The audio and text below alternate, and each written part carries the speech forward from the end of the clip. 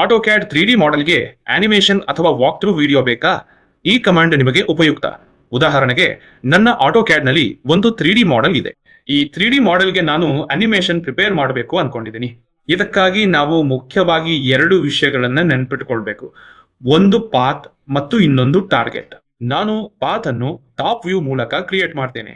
Top ವ್ಯೂಗೆ ಹೋಗಿ helix command ಬಳಸಿ path draw ಮಾಡ್ತೇನೆ. Helix HELIX enter. Helix command ಬಳಸಿ ಒಂದು ಪಾತ್ ರಚಿಸುತ್ತಿದ್ದೇನೆ. ಆಮೇಲೆ ಮತ್ತೆ ಸೌತ್ ವೆಸ್ಟ್ ಐಸೋಮೆಟ್ರಿಕ್ ವ್ಯೂಗೆ ಹೋಗಿ ಇದು ನನ್ನ ಪಾತ್ ಅನ್ಕೊಡ್ತೀನಿ. ಟಾರ್ಗೆಟ್ ಇಲ್ಲಿ ಎಲ್ಲಿಯೋ ಕೊಡ್ತೀನಿ.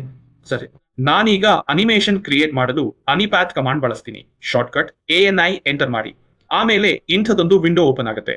ಈ ವಿಂಡೋದಲ್ಲಿ ಅನಿಮೇಷನ್ ಪಥವನ್ನು ಗುರುತಿಸುವುದೇ ಮೊದಲ ಹಂತ. ಇಲ್ಲಿ ಪಾತ್ ಆಯ್ಕೆ ಮಾಡಲು ಈ ಆಪ್ಷನ್ ಬಳಸಿ ನೇರವಾಗಿ ಪಾತ್ ಮೇಲೆ ಕ್ಲಿಕ್ ಮಾಡಿ. ಸರಿಯನ್ನೇ. ನಂತರ ಟಾರ್ಗೆಟ್ ಅನ್ನು ಸೂಚಿಸಲು ನಾನು ಪಾಯಿಂಟ್ ರೂಪದಲ್ಲಿ ಒಂದನ್ನು ಪ್ರತಿನಿಧಿಸುತ್ತೇನೆ ಮತ್ತು ಪಾಯಿಂಟ್ ಸೆಲೆಕ್ಷನ್ ಪರ್ಪಸ್ ಎನ್ನುವ ಆಪ್ಷನ್ಗೆ ಹೋಗಿ ಓಕೆ ಮತ್ತು ಇಲ್ಲಿ ಕ್ಲಿಕ್ ಮಾಡಿ ಓಕೆ ಅನ್ನಿ. So once do the preview. So ನಿಮ್ಮ ವಿಡಿಯೋ ಅನ್ನೋದು ತುಂಬಾ ಸ್ಪೀಡ್ ಆಗಿ ಆಗುತ್ತದೆ.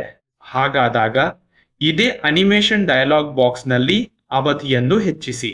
ಉದಾಹರಣೆಗೆ ನಾನು 30 ಸೆಕೆಂಡುಗಳನ್ನು ಇಡುತ್ತಿದ್ದೇನೆ. ಸೇ ಪ್ರಿವ್ಯೂ ಅಗೈನ್. ಅನಿಮೇಷನ್ ಪೂರ್ಣಗೊಂಡ ಮೇಲೆ ಪ್ರಿವ್ಯೂ ಆಪ್ಷನ್ ಮುಚ್ಚಿ ಓಕೆ ನೀಡಿ. ಫೈಲ್ ಎಲ್ಲಿ ಸೇವ್ ಮಾಡಬೇಕೆಂದು ಅದು ಕೇಳುತ್ತದೆ. ಇದಕ್ಕೆ ಒಂದು ಹೆಸರು ಕೊಟ್ಟು ಡೆಸ್ಕ್ಟಾಪ್ಗೆ ಸೇವ್ ಮಾಡಿ. ಸೊ ಇಂತಹ ಕೈಂಡ್ ಆಫ್ ಇಂಟ್ರೆಸ್ಟಿಂಗ್ ವಿಡಿಯೋಸ್ಗಾಗಿ ಕೂಡಲೇ ಫಾಲೋ ಮಾಡಿ ನಮ್ಮ ಇನ್ಸ್ಟಾಗ್ರಾಮ್ ಪೇಜ್ ಅನ್ನು and like also the reel.